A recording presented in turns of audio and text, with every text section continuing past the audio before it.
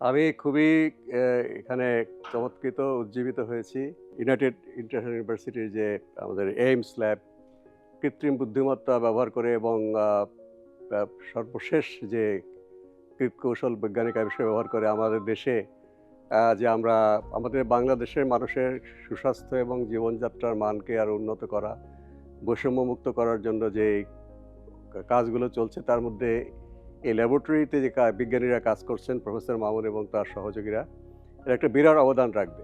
আমি আশা করি এখানকার যারা বিজ্ঞানীরা আছেন তারা আরও বেশি করে সাধারণ মানুষের মধ্যে এই কাজগুলো কিভাবে হচ্ছে সেটা নিয়ে যাবেন এবং তারা যদি নিজেরা এই বিষয়ে আগ্রহী হয়ে এগিয়ে আসে, আমার মনে হয় তাদের যে লক্ষ্য আছে বাংলাদেশের মানুষের জীবনকে আরও স্বাচ্ছন্দ্যমুক্ত করা, বৈষম্যমুক্ত করা তারা করতে পারবেন। কেননা দেখা যায় যে অনেক সময় যাদের হাতে অনেক অর্থবিত্ত ক্ষমতা তারা হয়তো বিজ্ঞান বুঝতে চান না। তারা হয়তো নগদ কোনো কিছু আ দেখতে চান। এটা সময় লাগবে হয়তো আমাদের এটা পেতে।